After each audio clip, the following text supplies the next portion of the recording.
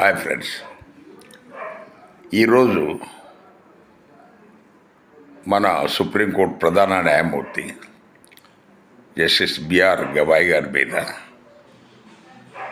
ఒక లాయర్ మనకు చెప్పు విసరడానికి ప్రయత్నం చేశాడని మనం మీడియాలో వార్తలు వస్తున్నాయి.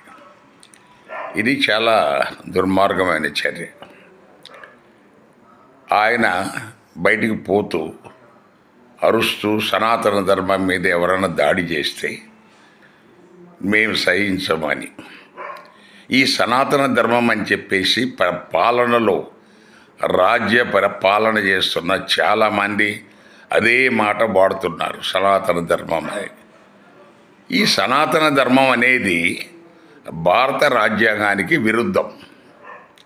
మీరు అధికారంలో ఉండి రాజ్యపాలన చేస్తూ రాజ్యాంగం మీద పాలన చేస్తున్నామని చెబుతూ మళ్ళా మీరు సనాతన ధర్మం అని చెప్పేసి దానికి ఎవరన్నా ఏమన్నా అంటే వెంటనే పెద్ద ఊవెత్తున లేచిపోతున్నారు.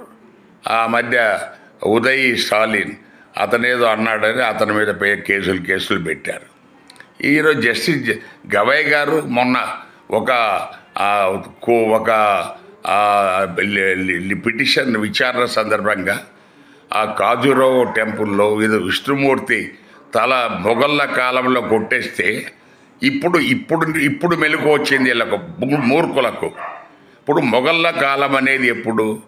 అది మనకు 17వ శతాబ్దంలో అయితే 300 సంవత్సరాల తర్వాత ఇప్పుడు ఆ విష్ణుమూర్తికి తల లేదనేది ఈ 300 సంవత్సరాలు ఎవరు మిమ్మల్ని దాన్ని పెట్టొద్దన్నారు? ఇది చాలా దుర్మార్గమైన విషయం. సనాతన ధర్మం అని చెప్పేసి పాలకులు మాట్లాడితే అది చట్ట విరుద్ధం, రాజ్యాంగ విరుద్ధం. వాళ్ళు డెఫినెట్గా దేశద్రోహుల కింద లెక్క మనం చేసుకోవాలనేది